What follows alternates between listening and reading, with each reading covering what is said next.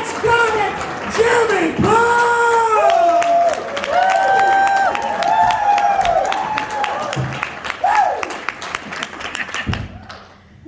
All right, guys, I'm Jeremy Plum. I want to take y'all a second. Drink it in. This is what we call a Midwest leg, which means I'm not very pretty, but I have Viking tickets.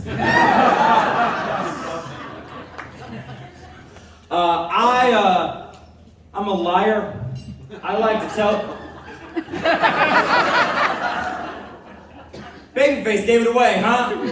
Yeah, I'm full of shit. But I like to tell people I'm into coin collecting, but I'm just poor.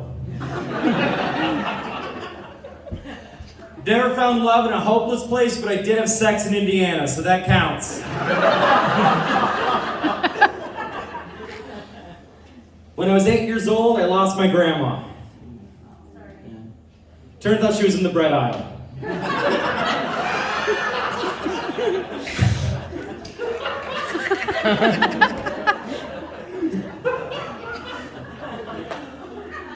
My real name is Jeremy Plum. It's not a stage name or anything. Because of that, I've gotten a lot of weird nicknames over the years.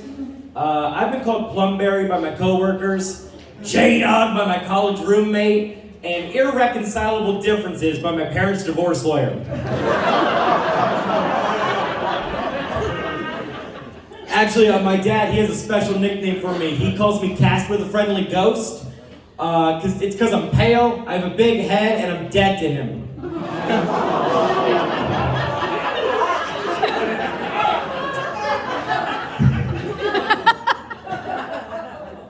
Wait, pause. Alright, I've been doing comedy for 8 years, and the weird part about doing comedy for so long is life changes. I wrote that joke about 5 years ago, and now my dad and I are actually building up a relationship, getting kind of close. And now he comes to my show. Don't applaud. There's still a punchline. It's gonna be defeated. But now comes to my shows. He sits in the front row, and I don't change my set. And he's laughing along to these jokes, as if there was a second dad that came into my life and also fucked me up, like, yeah, we can agree, fuck Steve, right? I'm looking at the NBC because I'm used to a dad not here.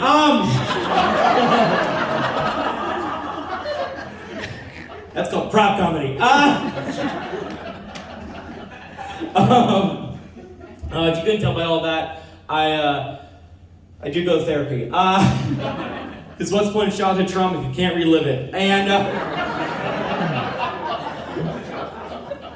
at one point, I mentioned to my therapist I was a Catholic, and she interrupted me and went, "Oh, that explains the guilt."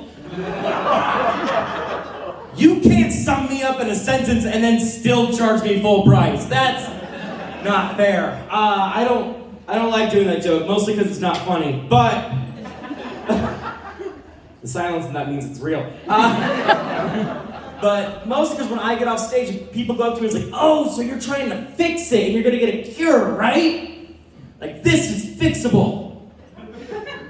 It's not. I'm gonna give you guys a point of reference. The best thing that happened to me this week is I came up with the pun Abraham LinkedIn, and I don't know what those words mean.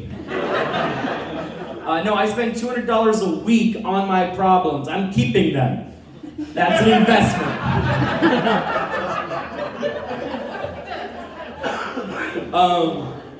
One thing I do know about my anxiety is I have a lot of panic attacks. I have panic attacks at Walmart, and you can't do that there because I'm just walking up and down the aisles crying. They think I work there.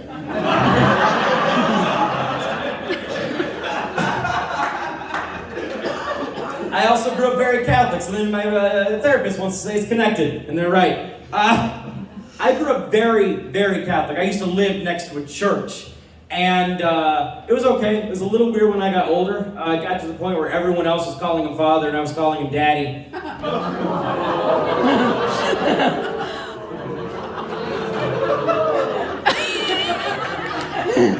I'm so glad this is the one that's recorded. That's when I left the church. I still get messages from my priest to come back, but just basic stuff like, hey, you up? This is my body, and I give it up for you. He is risen.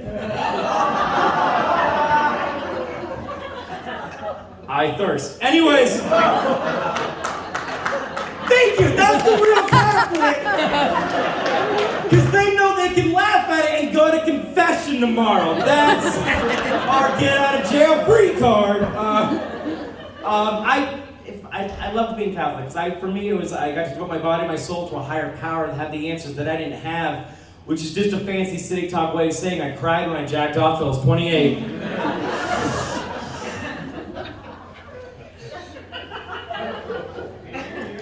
I'm 28 now. Now I just tear up. We call it holy water. I was actually a substitute religious ed teacher. Yeah, me. Because if the Catholics are known for anything, it's not background checks. And y'all saw Spotlight, not me. If they did a background check, they'd realize I'm a terrible fit, I'm bi, and I have daddy issues. Which means that I don't know what to feel when Father doesn't come.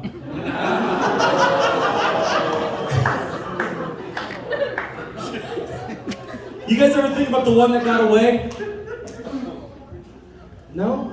I do sometimes, but I don't like look up X's or anything. I just Google pictures of the KFC Double Down and think about the life that was. That's fair. You are correct. I have about a minute and 15 seconds, and I want to tell you guys thank you from the bottom of my heart. I have applied to this a couple of times, and I've been so happy to finally be here.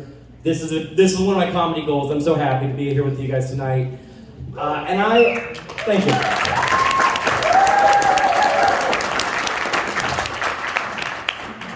And I thought I'd do something and just not be funny and be truthful. If that's okay with you guys, I want to speak my truth to you guys. Because I think that's what comedy really is. It's about being truthful. Is that okay with you guys? Yeah.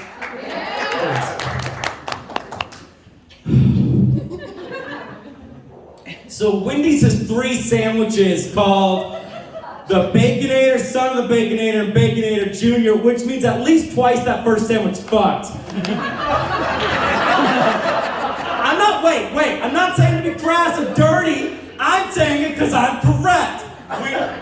When your name is the Baconator, you don't make love, you fuck. You pump it and dump it. Or as Wendy's founder Dave Thomas once called it, grease it and release it. And